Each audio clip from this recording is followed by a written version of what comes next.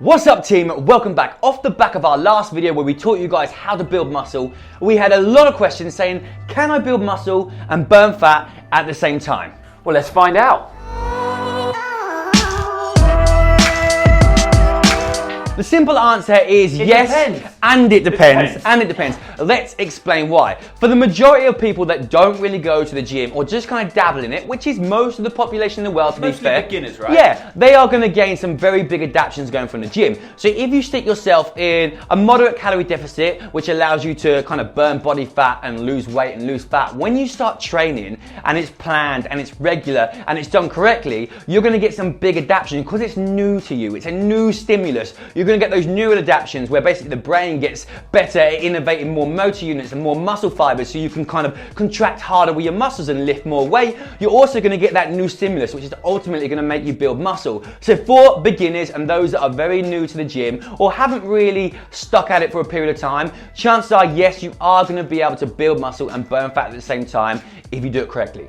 But that's not going to last forever. It's not. The same could also be said for the overweight population. Generally, they will be classed as beginners as well. And as JC was saying, that means beginners gains flying your way. Happy days. With fat loss, what do we need to do? We need to create a slight caloric deficit. That is key. But if you've got excess fat storage, that is a ton of extra energy that could potentially be used to help build muscle. The last group that can potentially fit into this category of body recomposition, losing body fat, building muscle at the same time, is those that have been injured, been taking some time off from the gym, or have just fell out of love with the gym for a little while. Because basically you built muscle in the past. When you go back to the gym, you are going to have that muscle memory. That is a real thing. It's not just something that people throw at you. You will start to build muscle and kind of get back to where you were a lot faster than someone that has to kind of create that new tissue and the new cells from the get-go. Okay, let's bring it back down to reality. Who out there is going to find it a damn sight harder than the beginners to do both these things at once? Yeah. The trained population, my friends.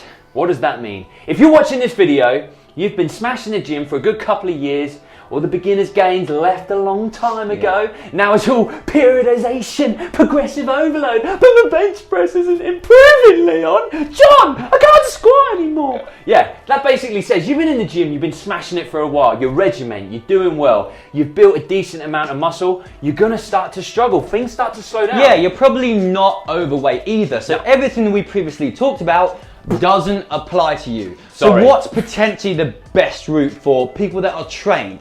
It's going to be an on-off approach. So something like, I'm going to spend X amount of time trying to build muscle or going into a bulk. I hate that word bulk. I don't like it either because it implies eating everything. But you're going to get to a point where you feel, okay, maybe my body fat's gone up too much now, or that's just how long I want to do it for. And then you're going to go back to a cut and bring that body fat back down again. It actually makes more sense to go kind of on and off than it does to try and do the same approach that you maybe did when you first started, because it's not applicable to you anymore. You're now a badass. Like, you've got tons of muscle, you're pretty lean, you're not overweight, you're regimental. You're going to make me blush in a minute. You're going to the gym often, so it gets tough. But the plus side is that you're already where you are now. Like, you've done the early stages and now it's just a case of just keep building on top of it. So before we disappear into the ether of your YouTube watched and liked videos. That coffee I made you, mate, was amazing. Must have been strong. So before we disappear, guys, if you are one of the trained population, and we kind of touched upon the 2 steps forward, 1 step back approach, if you want to know a little bit more about that and you want us to do a full video and go a little bit more into depth, put our Brainiac caps on, we will do it. Leave a comment below and like this video and say, yes, let's get geeky, boys, and we will do it for you. And vice versa, if you're relatively new to the gym and you're still not quite sure what to do, hit the like button, leave us a comment, and we'll get into it and we'll explain it nice and clearly for you. Leon, before we go, can I please have a little recreation of the periodization and that bit you did earlier? You want me to do it again? I would like to hear it again, it was good. Okay, cool.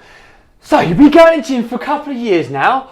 All the beginners' gains, they left a long while ago. And now it's all periodization, progressive overload in your bench press. I like it how you go Cockney. John, the bench press isn't going on anymore. I like how he's gone on Cockney. Bicep curl, doing well, but I can't stop. On that note, that's enough of that. Too much, you went too far.